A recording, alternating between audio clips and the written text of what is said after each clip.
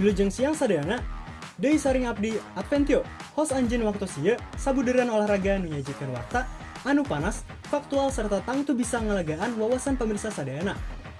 Pertakali ieu asal ti negara Paman Sam, anu bakal nampilkeun juara NBA anyar dina tahun 2024, nyata Boston Celtics. Oge ngarekor rekor gelar paling seur dina sejarah NBA sepanjang waktos.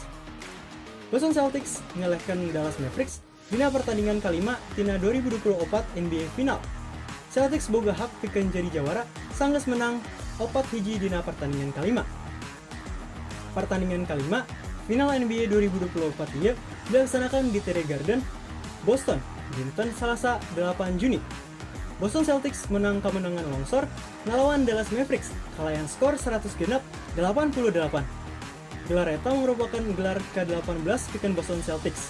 Jumlah gelar ieu ngajadikeun Celtics tim tersukses di NBA, ngalawihan saingan langgeng maranehna dina menangna Los Angeles Lakers kalawan 17 gelar.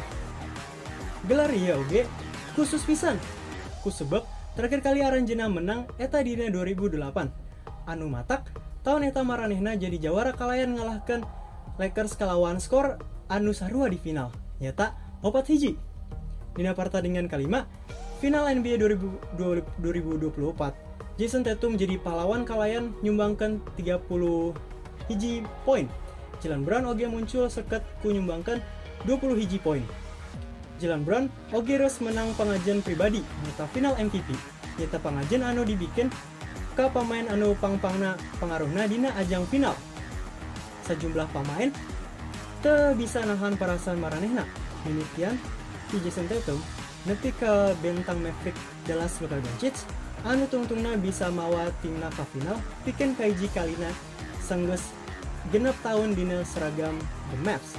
Ieu karasaeun sapertos impian. Sanes nyata.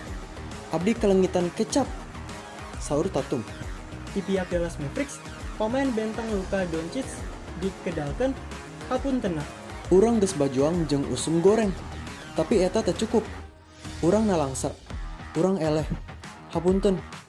Cenahna lemes. Sakitu wae sabuderan olahraga dinten ieu. Sim kuring Adventio pamit, dugi ka Patepang deui dina kasempatan salajengna.